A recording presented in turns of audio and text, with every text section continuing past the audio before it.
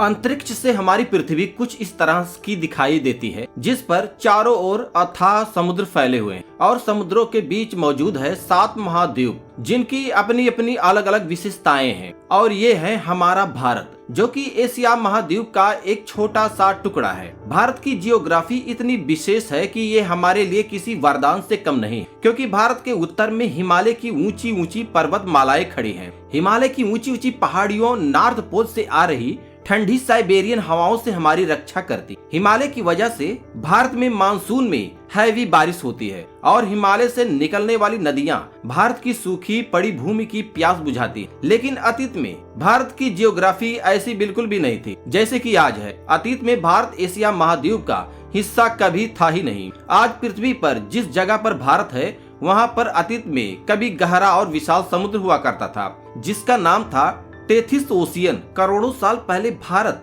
समुद्र में तैरता हुआ एक आइलैंड था, जो कि चारों ओर से पानी से घिरा हुआ था, जो कि तेजी से एशिया महाद्वीप की ओर बढ़ता जा रहा था और भारत का लैंडमास टेथिस सी को खत्म करता जा रहा था। भारत के निर्माण की कहानी सच में अद्भुत है कि कैसे करोड़ों साल में भारत के लैंडमार्क्स ने हजारों किलोमीटर का सफर तय किया।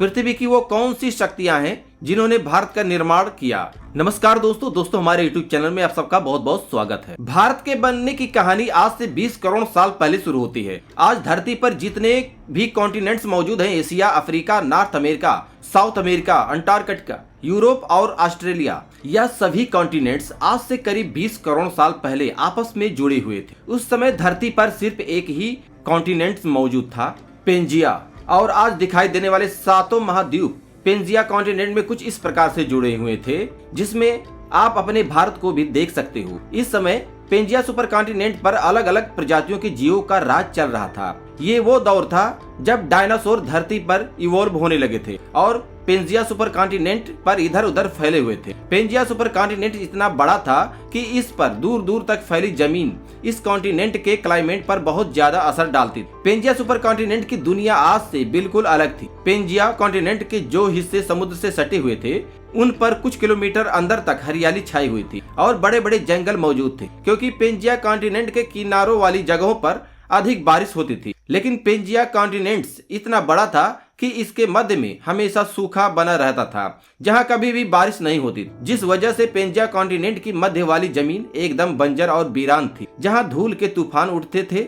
आज से करीब 20 करोड़ साल पहले ये पेंजिया सुपर कॉन्टिनेंट 2 बड़े भागों में टूटने लगा, जिससे 2 नए सब कॉन्टिनेंट्स का निर्माण हुआ। पहला सब कॉन्टिनेंट बना लॉरेशिया, जिसमें से आगे चलकर एशिया, यूरोप और नॉर्थ अमेरिका बनने वाले थे, और दूसरा सब कॉन्टिनेंट बना गोंडवाना, जिससे आगे चलकर south America, Africa, India, Australia और अंटार्कटिका बनने वाले थे। जब पेंजिया सुपर कॉन्टिनेंट लॉरेशिया और गोंडवाना में टूट रहा था, तो दोनों कॉन्टिनेंट्स के मध्य में एक समुद्र का निर्माण होने लगा था, जिसे वैज्ञानिकों ने टेथिस ओशियन का नाम दिया था। अब आपके मन में एक सवाल आ सकता है कि आखिर वैज्ञानिकों को पता कैसे चला कि अतीत में पृथ्वी के सभी महाद्वीप आपस में जुड़े हुए थे। तो इसका जवाब यह है कि 20वीं सदी की शुरुआत में एक जर्मन वैज्ञानिक अल्फ्रेड वेगनर ने नोटिस किया कि साउथ अमेरिका का पूर्वी तट अफ्रीका के पश्चिमी तट के साथ एकदम सटीक बैठता है, जैसे मानो ये दोनों एक पहेली के 2 टुकड़े हों। अफ्रीका के साइड में मेडागास्कर इस पजल में हिस्सा लेता है, फिर इंडिया इस पजल को पूरा करता है। अगर आप दुनिया के मैप को देखो तो आपको दिखाई देगा कि कई देशों के समुद्री तट एक दूसरे के पजल पीस की तरह दिखाई देते, जैसे ब्राजील और अफ्रीका। अल्फ्रेड वेगनर ने सिर्फ पृथ्वी की जियोग्राफी पर ही ध्यान नहीं दिया, बल्कि उन्होंने ये नोटिस किया था कि 2 अलग अलग कॉन्टिनेंट्स के किनारों पर समुद्र के इस पर मौजूद फॉसिल समुद्र के दूसरी साइड मौजूद फॉसिल से बिल्कुल मेल खाते हैं। अब 2 अलग अलग कॉन्टिनेंट्स के बॉर्डर, जिनके बीच विशाल समुद्र मौजूद है, उनके बॉर्डर्स पर सेम तरह के फॉसिल्स का मिलना ये दर्शाता है कि अतीत में कभी यहाँ दोनों कॉन्टिनेंट्स आपस में जुड़े हुए थे। बाद में वैज्ञानिकों ने अलग अलग कॉन्टिनेंट्स पर फॉसिल्स को खोजा, फिर उनका मैच किया कि कौन सा फॉसिल किस कॉन्टिनेंट के साथ समानता दिखाता है। उसके आधार पर वैज्ञानिक अतीत की कड़ियों को जोड़ते गए और एक मैप बनाते गए, जिसमें वो उन कॉन्टिनेंट्स को आपस में जोड़ते गए जिनके फॉसिल्स आपस में समान थे। जब पूरा मैप बनकर तैयार हुआ तो मैप कुछ इस प्रकार बना कि अतीत में पृथ्वी के सभी कॉन्टिनेंट्स आपस में जुड़े हुए थे। हालांकि शुरुआत में तो पेंजिया सुपर कॉन्टिनेंट की थ्योरी पर किसी को भी विश्वास नहीं हुआ था, लेकिन जब हमारी टेक्नोलॉजी एडवांस होने लगी तब हमें पता चला कि सच में अतीत में पृथ्वी पर सिर्फ एक ही महाद्वीप मौजूद था, जिसे टूटकर 7 अलग अलग कॉन्टिनेंट्स का निर्माण हुआ। लेकिन यहाँ पर एक सवाल सामने आता है कि वो कौन सी शक्ति है जिसने अलग अलग महाद्वीपों का निर्माण किया। तो उस महाशक्ति को जानने के लिए हमें पृथ्वी के उस दौर में जाना होगा जब पृथ्वी का निर्माण हो रहा था। ये तो हम सभी जानते हैं कि हमारे सूर्य और सौर मंडल के सभी ग्रह का निर्माण एक सोलर नेबुला से हुआ और हमारी पृथ्वी भी उस सोलर नेबुला में मौजूद गैस और धूल के बादलों से बनी थी। शुरुआती दौर में हमारे सौर मंडल में करीब 100 से भी ज्यादा छोटे छोटे प्लैनेट्स का निर्माण हुआ था, जिनका ऑर्बिट अनस्टेबल था।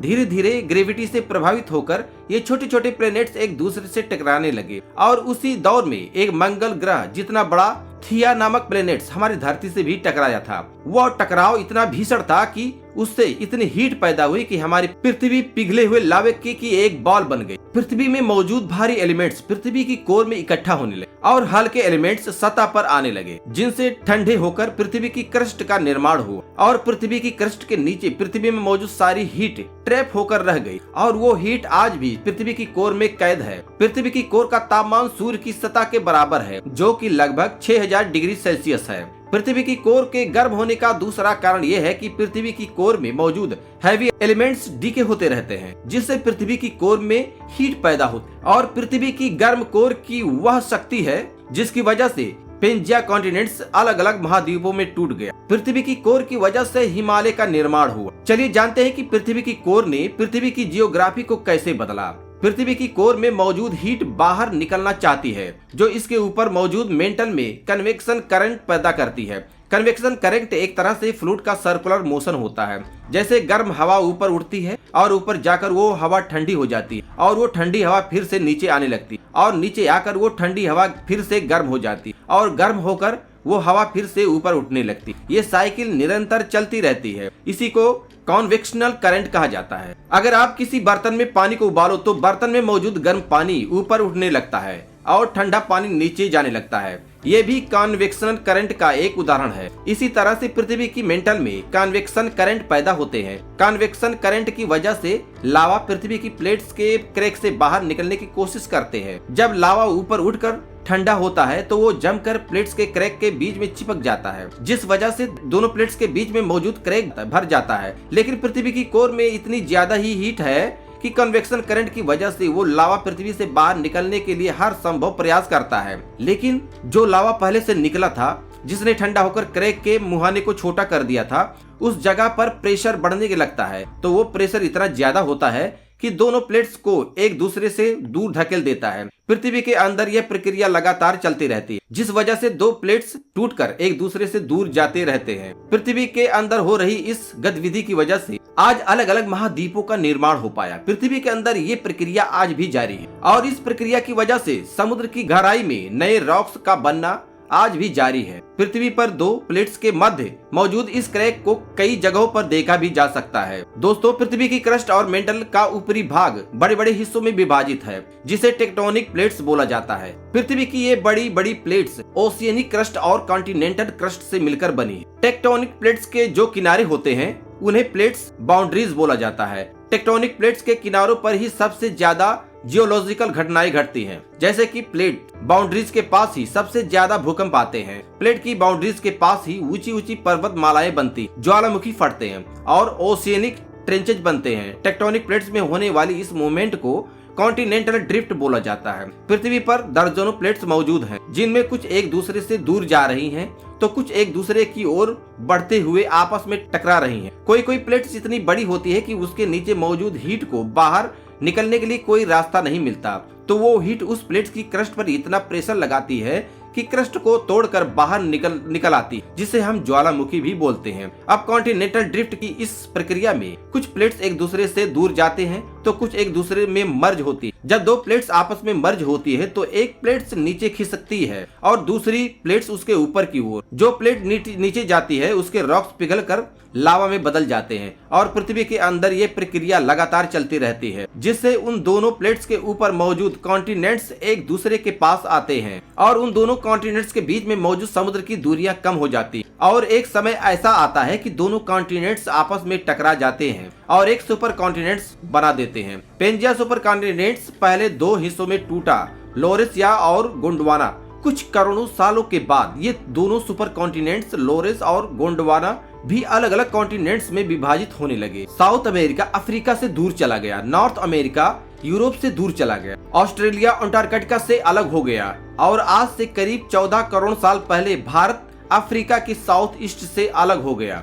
इस घटना से कहीं पर बड़ी बड़ी वैली बनने वाली थी तो कहीं पर बड़ी बड़ी पर्वतमालाएं, जिस जगह से प्लेट्स एक दूसरे से दूर जा रही थी वहां पर बड़ी बड़ी घाटियां बनी, और जिस जगह पर दो प्लेट्स आकर मर्ज हो रही थी वहां पर पर्वतमालाएं बनी। ऐसा इसलिए हुआ कि जब दो प्लेट्स एक दूसरे से मर्ज हुई तो एक प्लेट्स दूसरे के ऊपर चढ़ने लगी और ऊपर उठने लगी, जिससे बड़ी बड़ी पर्वत श्रृंखलाएं बड़ी खड़ी हो गई। जिस तरह पृथ्वी पर पर्वतमालाएं बन रही थी उसी तरह जिस जगह से दो प्लेट्स टूटकर अलग हुई थी वहां पर बड़ी बड़ी घाटियां बन गई। जैसे कि एरिजोना में ग्रांड कैनियन करीबन 450 किलोमीटर तक फैली हुई है, जिसकी चौड़ाई 20 किलोमीटर है और इसकी गहराई लगभग 2 किलोमीटर है। आज से करीब 14 करोड़ साल पहले भारत गोंडवाना लैंड का हिस्सा था, जिससे अलग होकर भारत धीरे धीरे एशिया की ओर बढ़ने लगा।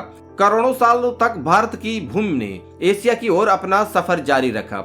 आमतौर पर टेक्टोनिक प्लेट्स एक साल में 5 सेंटीमीटर तक खिसकती है, लेकिन भारत की एशिया की ओर बढ़ने की गति नॉर्मल से 4 गुना ज्यादा थी। भारत करीब 20 सेंटीमीटर प्रति साल की दर से एशिया की ओर बढ़ रहा था। दरअसल भारत इतनी तेजी से इसलिए लोरेसिया के एशिया की ओर बढ़ रहा था क्योंकि गोंडवाना लैंड के नीचे बहुत बड़े बड़े प्लूम्स थे। दरअसल पृथ्वी के अंदर इस तरह के प्लूम्स बनते हैं। ये प्लूम्स पृथ्वी की कोर में मौजूद हीट को पृथ्वी की ऊपरी लेयर मेंटल तक पहुंचाते हैं। जब ये प्लूम पृथ्वी की क्रस्ट के पास पहुंचते हैं तो क्रस्ट के ठोस होने की वजह से ये वहां पर फैलने लगते हैं, जिसकी वजह से टेक्टोनिक प्लेट्स में क्रैक आने लगते हैं। और गोंडवाना लैंड की इंडियन प्लेट्स के नीचे भी इसी तरह का एक प्लूम था, जिसकी हीट की वजह से इंडियन प्लेट्स की मोटाई कम हो रह गई, जिस वजह से इंडियन प्लेट हल्की हो गई। यही कारण था कि इंडियन प्लेट्स दूसरी प्लेट्स के मुकाबले 4 गुना तेजी से तैरने लगी और आज से करीब 5 करोड़ साल पहले भारत एशिया से टकरा जाता। इस टकराव की वजह से हिमालय का निर्माण होने लगा। इंडियन प्लेट्स लगातार एशियन प्लेट्स के नीचे धंस जा रही, जिस वजह से हर साल हिमालय के कुछ सेंटीमीटर से ऊंचाई बढ़ जाती। इंडियन प्लेट्स की इसी मूवमेंट की वजह से नेपाल और उसके आसपास के एरिया में जोरदार भूकंप आते हैं। दोस्तों, पृथ्वी के अंदर टेक्टोनिक प्लेट्स की मूवमेंट अभी भी जारी है। अभी भी पृथ्वी के सभी महाद्वीप लगातार मूव कर रहे हैं। पृथ्वी वैज्ञानिक ऐसा अनुमान लगाते हैं कि अभी से करोड़ों साल बाद पृथ्वी की सभी महाद्वीप एक बार फिर से मर्ज हो जाएंगे और एक बार फिर से पृथ्वी पर एक ही सुपर कॉन्टिनेंट बन जाएगा। वैज्ञानिकों ने भविष्य में बनने वाले उस सुपर कॉन्टिनेंट का नाम पेंजिया प्रॉक्सिमा रखा है। सच में प्रकृति बहुत ही शक्तिशाली है। एक बार कल्पना कीजिए कि इतनी विशाल प्लेट्स को एक जगह से दूसरी जगह तक ढकेलने में और पर्वतों का निर्माण करने में पृथ्वी की क्रस्ट के नीचे किस हद तक मेंटल में कन्वेक्शन करंट के बाउंडर बन रहे होंगे। और कभी कभी पृथ्वी की मेंटल में हुई हलचल को पृथ्वी की क्रस्ट के ऊपर हम इंसानों को भी सहन करना पड़ता है। जब दो प्लेट्स के जंक्शन एक दूसरे से टूटते हैं तो पृथ्वी की सतह इतनी जोर से डोलती है कि इसकी सतह पर विनाशकारी भूकंप आने लगते हैं। समुद्र में बहुत बड़ी बड़ी सुनामी आने लगती जो भयंकर त्रासदी मचाती है। और ऐसा ही एक भयानक घटना साल 2004 में घटी थी, जब 26 दिसंबर साल 2004 को इंडियन ओशियन में मानव इतिहास की सबसे भयानक सुनामी उठी। समुद्र के अंदर 9.3 रिएक्टर स्केल का भूकंप आया, जिससे इंडियन ओशियन में 100 फीट ऊंची लहरों का निर्माण हुआ, जिन्होंने आसपास के 14 देशों में कोहराम मचा दिया। वो भूकंप इतिहास का सबसे ज्यादा देर तक रिकॉर्ड किया जाने वाला भूकंप था, जो कि 10 मिनट तक चलता रहा। वो इतनी भयानक त्रासदी थी कि उसमें 2,30,000 लोगों ने अपनी जान गंवाई, लाखों लोग घायल हुए और बेघर हुए। दोस्तों, सच में पृथ्वी के अंदर घट रही घटनाएं बहुत ही शक्तिशाली हैं। लेकिन अगर हम पृथ्वी के निर्माण की शुरुआत से लेकर अभी तक के सफर को देखें तो वास्तव में पृथ्वी पर ऐसे ही चमत्कारी और विनाशकारी घटनाएं घटी थी, जिसके बदौलत आज पृथ्वी पर जीवन फल फूल रहा है। तो दोस्तों, अगर जो हमारी वीडियो पसंद आई तो हमारी वीडियो को लाइक कीजिएगा, शेयर कीजिएगा और हमारे यूट्यूब चैनल को सब्सक्राइब कीजिएगा। इसी के साथ नेक्स्ट वीडियो मिलेंगे। जय हिंद, वंदे मातरम।